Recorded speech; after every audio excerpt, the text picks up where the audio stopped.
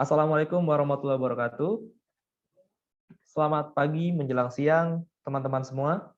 Yang kami hormati, Bapak Ahmad Ikhwan dan Ibu Marsofiati selaku dosen dari mata kuliah Strategi Belajar Mengajar. Dan tentunya teman-teman yang saya banggakan yang sudah berpartisipasi untuk menonton video kali ini. Dan di sini kami dari kelompok 4 izin untuk mempresentasikan pemaparan materi yang berjudul Kepribadian dan Etika Profesi. Dan kelompok 4 ini terdiri dari beberapa anggota. Yang pertama itu adalah saya sendiri, yakni Wahyu Kazika Priyanto, dan teman saya Trina Danisrina, dan Yuliana Sarumaha, serta Rahel Marcelina. Dan untuk mempersingkat waktu, mari kita masuk ke pembahasan inti dari materi ini. Dan untuk Rahel Marcelina, dipersilakan. Di sini saya akan menjelaskan pengertian dari kepribadian. Next, Yuliana. Nah, definisi kepribadian di sini ada beberapa pengertian dari para ahli. Yang pertama itu dari Bucori, beliau mengemukakan bahwa kepribadian berarti integrasi dari seluruh sifat seseorang, baik sifat-sifat yang dipelajarinya maupun sifat-sifat yang diwarisinya, yang menyebabkan kesan yang khas dan unik pada orang lain. Lalu yang kedua ada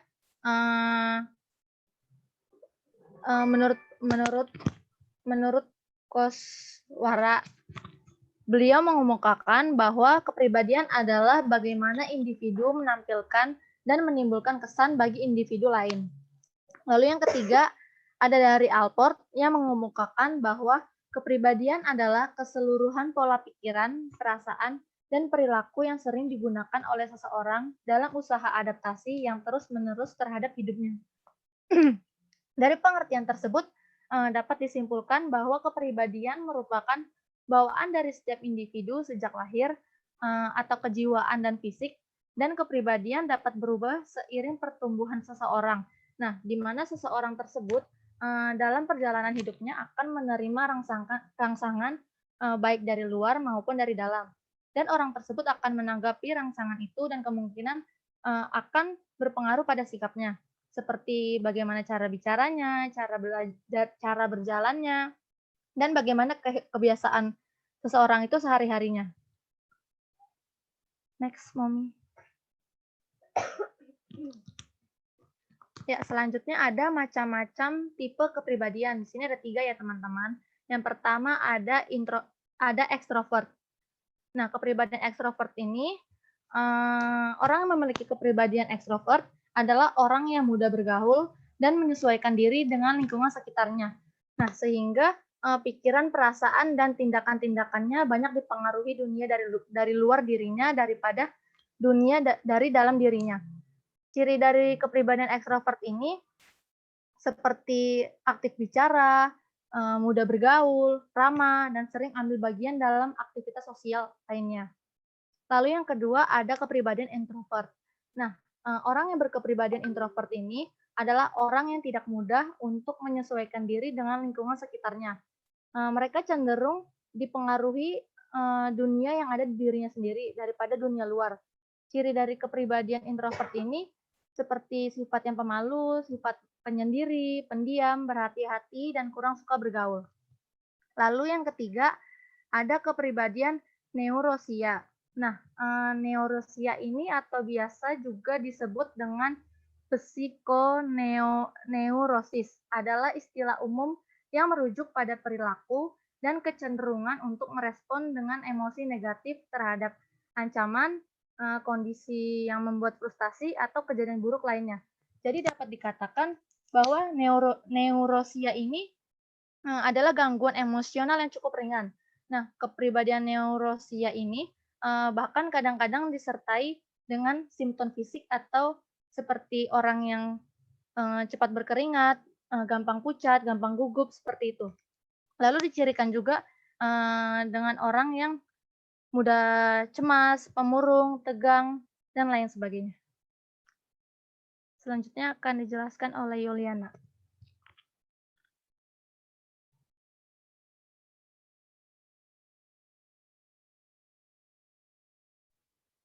Baik, terima kasih Rahel. Selanjutnya itu ada faktor-faktor yang mempengaruhi perkembangan kepribadian. Kata kepribadian dalam bahasa asing disebut dengan kata personality. Kata ini berasal dari kata Latin, yaitu persona yang berarti topeng, atau seorang individu yang berbicara melalui sebuah topeng yang menyembunyikan identitasnya dan memerankan tokoh di dalam drama. Dan kepribadian itu bersifat dinamis. Kepribadian selalu dalam penyesuaian diri yang unik dengan lingkungannya dan berkembang bersama-sama dengan lingkungannya, serta menemukan jenis penyesuaian yang akan dilakukan anak karena setiap anak itu mempunyai pengalaman belajar yang berbeda satu dengan yang lainnya. Jadi berikut adalah faktor-faktor yang mempengaruhi perkembangan kepribadian seseorang, termasuk pada peserta didik. Yang pertama itu ada faktor bawaan.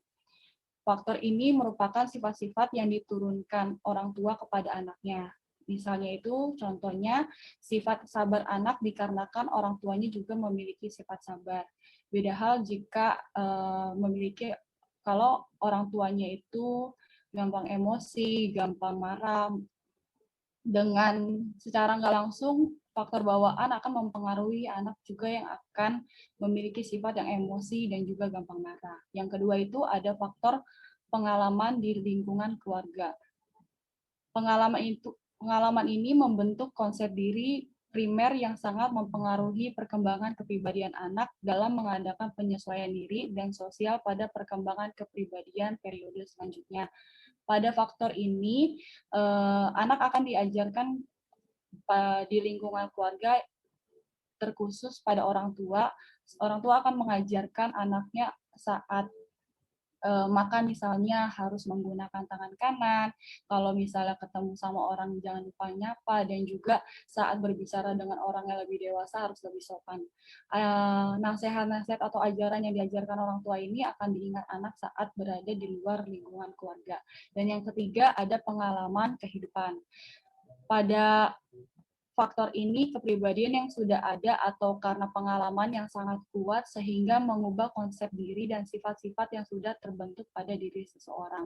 Pada faktor ini biasanya terbentuk berkembangnya kepribadian itu dikarenakan adanya pengalaman yang dirasakan anak. Sebagai contohnya, misalnya dia memiliki pengalaman menjadi seorang ketua OSIS atau ketua kelas. Anak tersebut akan memiliki perkembangan kepribadian yang lebih percaya diri, bijaksana, dan juga bertanggung jawab. Dan yang terakhir ada faktor lain-lainnya. Faktor lain-lainnya ini bisa berasal juga dari dalam diri anak itu ataupun dari luar. Selanjutnya akan dijelaskan oleh teman saya, Kak Zeka. Baik, selanjutnya ini ada pengertian dari etika. Boleh dilanjut?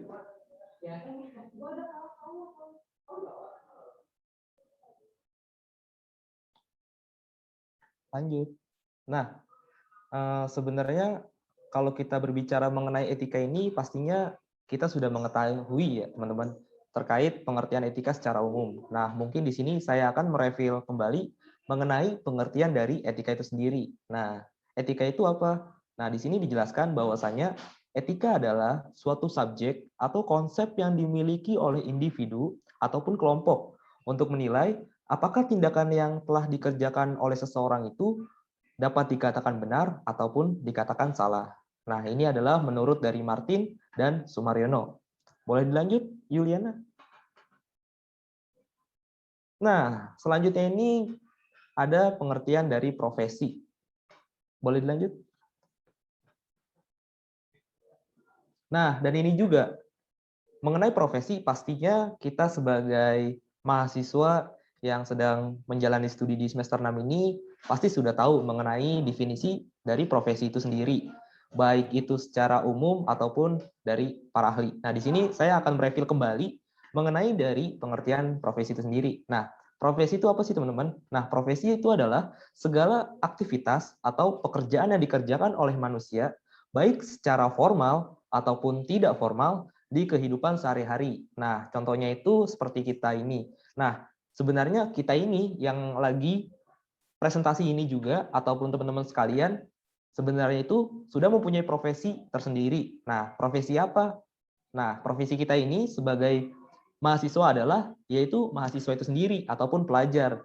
Nah, maka dari itu mungkin definisi secara gampangnya seperti itu, teman-teman. Boleh dilanjut? Nah, selanjutnya akan dijelaskan oleh teman kita yaitu Trinada Nisrina. Untuk waktu dan tempatnya dipersilahkan. Baik, terima kasih Jeka. Selanjutnya saya akan menjelaskan tentang macam-macam etika. Ada 2 jenis tentang etika. Yang pertama adalah etika umum dan yang kedua adalah etika khusus. Yang pertama adalah etika umum. Apa sih etika umum itu? Etika umum itu berbicara mengenai kondisi manusia bertindak secara etis. Nah, etika umum ini dapat dianalogikan dengan ilmu pengetahuan yang membahas mengenai pengertian umum dan juga teori. Contohnya adalah seperti seorang guru memperlakukan peserta didiknya tanpa membeda-bedakannya. Dan seorang guru memahami karakteristik dari peserta didik itu sendiri, itu disebut sebagai etika umum yang dilakukan oleh guru terhadap peserta didik. Dan yang kedua adalah etika khusus. Etika khusus merupakan penerapan prinsip moral dari dalam bidang kehidupan yang khusus. Contohnya seperti bagaimana seorang guru mengambil keputusan yang didasari oleh teori-teori dan juga prinsip-prinsip dasar yang ada. Selanjutnya,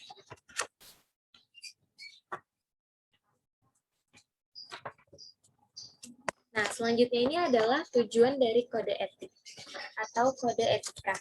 Yang pertama, untuk menjunjung tinggi martabat suatu profesi.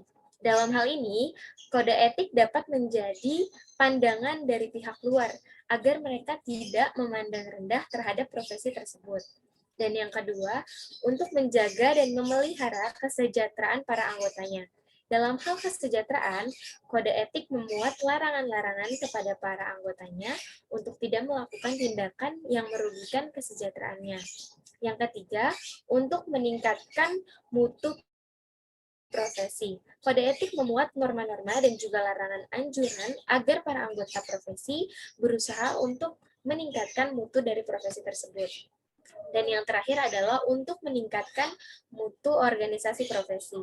Nah, contohnya ini seperti ketika para anggota dari organisasi profesi sendiri itu aktif berpartisipasi dalam pembinaan organisasi dalam profesi tersebut. Selanjutnya, nah ini adalah kode etik guru Indonesia.